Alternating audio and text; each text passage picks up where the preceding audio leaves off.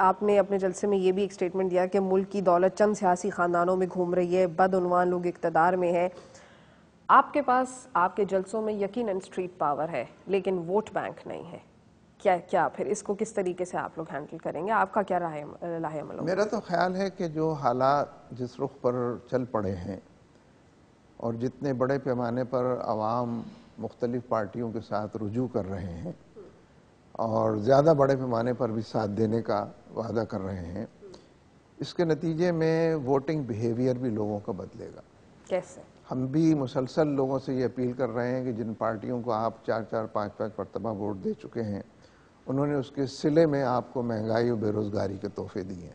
اگر پھر آپ انہی کو ووٹ دیتے ہیں تو پھر تیار رہیے کہ مہنگائی میں بھی اضافہ ہو اور حالات بھی خراب سے خراب تر. گلہ نہ کیجئے کہ یہ سب کیوں ہو رہا ہے، کیونکہ ابھی تک تو کلچر ہمارے یہاں یہ رہا ہے کہ جن کو لوگ جھولیاں بھر بھر کر ووٹ دیتے ہیں پورے 5 سال جھولیاں بھر بھر کر بددعائیں اور ایجیٹیشن بھی ان کے خلاف کرتے ہیں. تو اس پورے پولیٹیکل کلچر کو تبدیل کرنے کا طریقہ ہی وہ ہے جو آپ خود بھی فرما رہی ہیں کہ پھر لوگ اپنے ووٹ دینے کے رویے میں تبدیلی کریں.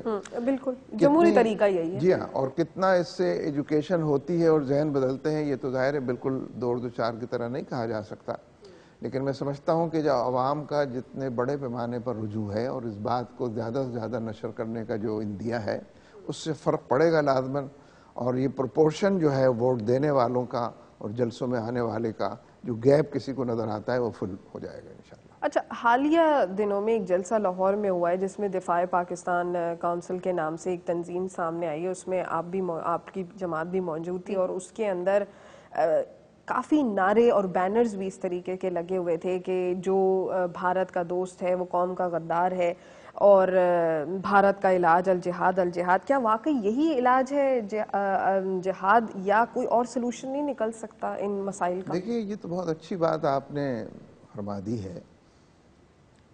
پچھلے 65 سال میں بھارت کے ساتھ مذاکرات کی میز درجنوں بار بچھی ہے، بلکہ میرے نزدیک سب سے زیادہ میراتھن مذاکرات انڈیا اور پاکستان کے وہ تھے 1962-63 میں.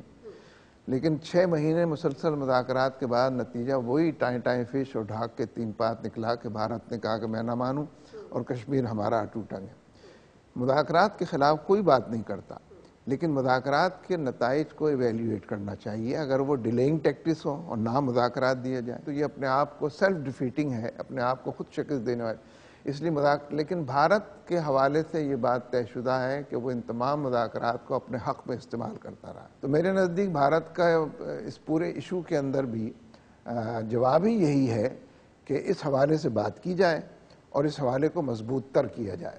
باقی مذاکرات اگر نتیجہ خیز ہوتے ہیں تو وہ تو ہو ہی رہے ہیں، یعنی اس کو ایم ایف این کا درجہ دینا. وہ تو پاکستان کو پہلے دے چکا ہے وہ والا درجہ، تو پھر مطلب اب ہماری طرف سے شکایت کیوں جانی؟ درجے کا مسئلہ ہے، اس کو کشمیر اس کے لیے تو ڈسپیوٹڈ ٹیریٹری نہیں ہے نا، ہمارے لیے ڈسپیوٹڈ ٹیریٹری. دیکھیے نا، اس وقت ہم ایم ایف این کا درجہ اس کو دیتے ہیں جبکہ ہماری یہاں صنعتیں ہی بند پڑی ہیں. تو وہ تو ہمارے اپنے کام ہے نا، ہمارے اپنے کام ہے تو ہم کاہے کیا ایم ایف این کہہ رہے ہیں؟ کون سی تجارت ہم اس سے کریں گے؟ ہم اس کو کیا بھیجیں گے جس کے نتیجے میں اس سے کچھ وصول کریں گے؟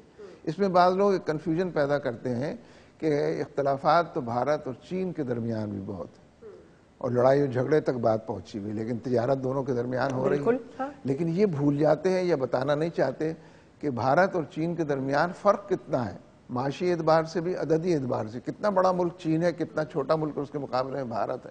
جبکہ پاکستان ادھر چھوٹا بن جاتا ہے اور بھارت بڑا بن جاتا ہے، اسی طریقے سے زیادہ اس کا بیلنس آف پیمنٹ جو ہے چین کے حوالے سے چین کا زیادہ ہے، یہاں پر ہمارے حوالے سے بھارت کا زیادہ ہے. لیکن پھر ایک ہاسٹائل نیبر ہر وقت آپ کے ساتھ ساتھ ہے تو وہ پھر ظاہری بات ہے بہت اور پرابلمز کو جگہ دے گا نا. اب آپ دیکھیں کہ یہی چیز کہ اب انہوں نے افغانستان کے اندر اپنا انفلوئنس بڑھانا شروع کر دیا ہے، ہمارے بلوچستان کے اندر اپنا انفلوئنس انہوں نے بڑھانا شروع کر، تو وہی اب جب آپ ایجوٹیشن کی بات کرتے ہیں تو پھر وہ اگر آپ اپنے پڑوسیوں کے ساتھ رکھیں گے تو یہ تو اور مسائل پیدا ہو جائیں. مذاکرات کے نتیجے میں کوئی فائدہ ہوا تو بتایا جائے نا ہم کو. 65 سال میں فارن منسٹرز لیول پر، سیکریٹری کے لیول پر، وزیر اعظم کے لیول پر، صدر کے لیول پر، کرکٹ ڈپلومیسی کے نام پر، ضیاء الحق کے حوالے سے، پرویز سب کچھ کیا ہے نا ہم نے. کوئی 1% فائدہ بھی آپ بتا دیں کہ اس کے بڑے فوائد ہوئے ہیں ہمیں تو نقصان ہی ہوا ہے. ڈیلیئنگ ٹیکٹکس ہے ساری، ایشو کو بھول جانے والی بات ہے. تو کم از کم دھوکہ تو نہیں کھانا چاہیے, فریب کا نظر تو نہیں ہونا چاہیے. آپ کے خیال سے کیا سلوشن اس کا نکل سکتا ہے؟ حکومت کو کیا کرنا چاہیے کہ کچھ ایسے سٹیپس لے لے کہ کشمیر کا فیصلہ میرے نزدیک تو جہاں سے بات ہم نے شروع کی تھی نا, وہی کرنا چاہیے. دیکھیے, بھارت ہمارے خلاف ٹیررزم کا الزام لگاتا ہے نا, اور بمبئی کا حوالہ دیتا ہے. حالانکہ بھارت تو ٹیررزم میں خود کفیل ہے. درجنوں علیحدگی کی تحریکیں مسلح اس کی چل رہی ہیں, اسے کسی باہر سے ٹیررزم امپورٹ کرنے کی ضرورت نہیں ہے. وہ تو اس معاملے میں اپنے پاس سب کچھ رکھتا ہے. یہ پروپیگنڈا ہمیں کرنا چاہیے, انٹرنیشنل لیول پر کرنا چاہیے کہ بمبئی میں ہم نے نہیں کیا ٹیررزم, تو ہم کیوں پروپیگیٹ نہیں کرتے, کیوں شرماتے ہیں اس معاملے میں, کیوں عدم اعتماد کا شکار ہیں, احساس کمتری کے اندر گھرے ہوئے ہیں. نیشنل لیول پر ہمیں اپنا پورا اسٹانس جو ہے بدلنا چاہیے, اور بھارت کی دہشت گردی کو ایکسپوز, جو بھارت ہم سے کرکٹ کھیلنے کو تیار نہیں ہے, اس بھارت سے ہم تجارت کرنے کے لیے تیار. بھارت سے جب بھی کرکٹ کی بات آتی ہے, لیکن کہیں نہ کہیں سے تو کسی کو تو تھوڑا بہت لچک پیدا کرنی پڑے گی نا. اگر وہ ہم کر لیتے ہیں تو لچک کو ڈیفائن کریں نا. مثلا کیا ہاتھ جوڑنے چاہیے, پیر پکڑنے چاہیے, الٹے لٹک جانا چاہیے, کس چیز کو لچک ہے؟ موسٹ فیورٹ نیشن کا وہ دے دینا چاہیے, پھر تھوڑا پھر شاید واگا بارڈر کھول دینا چاہیے, پھر تھوڑی تجارت شروع کرنی چاہیے. کرکٹ سے شروع کرنا چاہیے. کرکٹ کھیلے بھارت, نہیں کھیلتا وہ, تو اس لیے آپ ہی تجویز کر دیں, یا آپ جیسے دانشور تجویز کریں کہ ہمیں بھارت کو, کہ اگر چرنوں کو چھو لیا جائے گا تو بات ٹھیک ہو جائے گی, اگر ہم 10 منٹ روزانہ صبح ہاتھ جوڑ کر کھڑے رہیں گے تو حالات ٹھیک. یعنی کم از کم کوئی قومی آزادی ہوتی ہے, خود مختاری ہوتی ہے, قومی وقار ہوتا ہے, قوموں کا اپنا عزت کا ایک معیار ہوتا ہے. ہم سب چیزوں کو سرنڈر کر دیں بھارت کے سامنے. اب اگر امریکہ کی بھی بات کرتے ہیں, بھارت پہ جیسے بات ہو رہی ہے, چونکہ اب بھارت ان کا شیرف بن رہا ہے ریجن کے اندر, تو اب اگر ہم امریکہ کی بھی بات کرتے ہیں تو پھر اس پہ کیا سٹانس ہونا چاہیے؟ کیونکہ اگر نیٹو سپلائی کھل جاتی ہے اور یہاں سے واگا بارڈر کھل جاتا ہے, پھر جماعت اسلامی کیا کرے گی؟ ہم اس کے لیے موبلائز کریں گے لوگوں کو. دشمنی تو کسی کی بھی اچھی نہیں ہے, لیکن امریکہ کی تو دوستی بھی بڑی خطرناک ہے. یہ مارے آستین ہے, اس نے ہمیں ہمیشہ ڈسا ہے. ہم نے اس کو سہولت فراہم کی تھی چین کے حوالے سے. اگر وہ ہمارا دوست تھا تو یہ سلالہ چیک پوسٹ پر 24 جوانوں کو جو شہید کیا ہے, دوستی میں یہ کیا کرتے ہیں.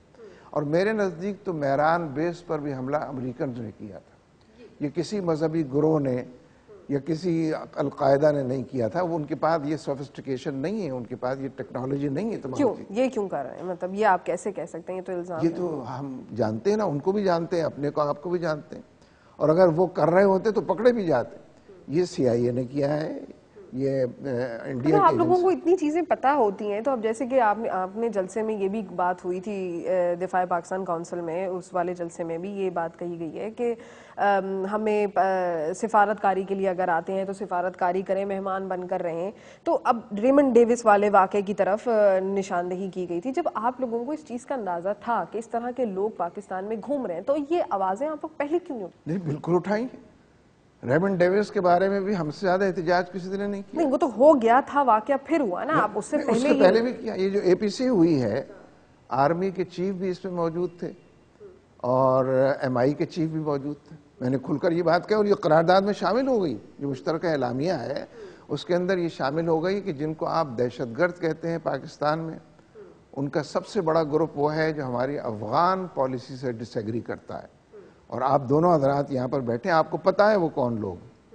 ان کو افغان پالیسی کے حوالے سے سیٹسفائی کریں, ان کو ون بیک کریں. یہ سارے ہمارے لوگ ہیں. البتہ ایک بڑا گروپ وہ ہے جن کو آپ بھی جانتے ہیں اور ہم بھی جانتے ہیں, کہ جو شمالی اتحاد افغانستان اور بھارت اور امریکہ کے ایما پر یہاں ہمیں ڈی اسٹیبلائز کر رہا ہے.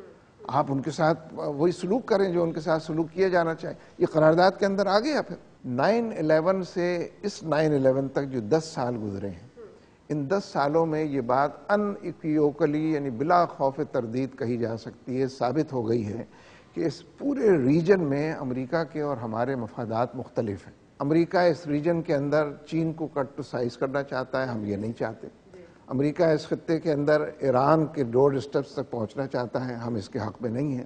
امریکہ بھارت کو منی سپر پاور بنانا چاہتا ہے, ہمارے حق میں یہ بات نہیں ہے. امریکہ سینٹرل ایشیا کے تیل اور گیس کے ذخائر تک پہنچنا چاہتا ہے, ہم اس کے خلاف ہیں. امریکہ پاکستان کے حوالے سے بھی ہمیں ڈی اسٹیبلائز کرنے, ڈی نیوکلیئرائز کرنے, ڈی اسلامائز کرنے, یہ 3 Ds جو ہیں یہ اس لیے جب ہمارے اس ریجن میں اس کے مقاصد ہمارے جدا ہیں تو اسی لیے وہ ہم پر حملہ آور ہے کہ ہمارا نیوکلیئر پروگرام بھی ہمارے ہاتھ سے چھین لے. اور ہمارے یہاں جو اسلامائزیشن کا ایک ہوا خود انہوں نے کھڑا کر دیا ہے، اس سے بھی پوری قوم کو اور دنیا کو نجات دلائے. تو میں سمجھتا ہوں کہ ان مقاصد کے سامنے آنے کے بعد ہمیں امریکہ کے ساتھ پوری پالیسی کو ریوزٹ کرنا چاہیے، فارن پالیسی کو، ورنہ یہ کہ امریکہ سے ڈس انگیج ہونے کے لیے ایک نیا ٹائم ٹیبل. وہ تو فوج بھی کر رہی ہے، ان کے سٹیٹمنٹس بھی آ گئے ہیں، وہ حکومت بھی کر رہی ہے. مطلب یہ چیزیں تو ان کی کمیٹیاں بھی بیٹھی ہوئی ہیں، وہ اپنی نیشنل پالیسی کو بھی ریوزٹ کریں، فارن پالیسی کو بھی ریوزٹ کریں. اچھا میرے علم میں نہیں ہے، مجھے تو آپ کی طرف سے نہیں، آج بھی اخبار کے اندر منور صاحب خبریں یہ لگی ہوئی ہیں کہ وہ اس کے مطلب درخواستیں جمع کروا رہے ہیں، اس پہ بات چیت ہو رہی ہے، کمیٹیاں بیٹھی ہوئی ہیں، وہ ریوزٹ کریں. اور وہ نیٹو سپلائی لائن پہ دیکھیے 4 سال ہو گئے ہیں اس حکومت کو. یہ بات تو پہلے سال کی ابتدائی 6 مہینے میں اگر ہوتی تو یہ ریوزٹ کر رہے ہیں فلاں کر، کچھ بھی نہیں کیا ہے نا. جو چیزیں منظور ہوئی ہیں ایک ایک قرارداد پر بات کرنی شروع کر دیجیے. 11 نکات پہلی قرارداد کے تھے جو پارلیمنٹ کی تھی، دوسری قرارداد میں اس کا ریفرنس بھی موجود ہے، مزید کچھ نکات شامل ہیں. 2-3 سال ہو گئے پہلی قرارداد کو منظور ہوئے. 3 سال میں کیا یہی ہوتا ہے کہ آج اخبار لیکن ایک ملک جو کہ آمرانہ رویوں سے تنگ آ چکا، مطلب وہ بالکل ہی اس کے ٹکڑے ٹکڑے ہو چکے ہیں، اس کی وہ حالت نہیں ہے، اب وہ جمہوری حکومت آئی ہے تو کچھ تو ٹائم لگے گا منور صاحب. مطلب وہ تو ایک 10 سال لگیں گے. آپ کو الاؤنس دے دیجئے. دیکھیں نا مدت تو 5 ہی سال ہے نا، اسی 5 سال میں کرنا ہوگا. تو اگر 5 سال میں پہلا کام پرویز مشرف کی پالیسیوں سے ڈس انگیج اور ڈسٹنس پر جانا تھا، وہ بھی نہیں ہوا. کوئی ایک کام بتا دیا جائے کہ ان 4 سالوں میں ہم نے حکومت یہ کہتی ہے کہ جی اس کو چلنے نہیں دیا جاتا، وہ کام کرنا چاہتی ہے لیکن باقی جماعتیں جو وہ اپوزیشن کھڑی کرتی رہتی ہیں. اتنی کمزور حکومت ہے کہ اس کو چلنے نہیں دیا جاتا تو اس کو خود ہی رخصت حاصل کر لینی چاہیے.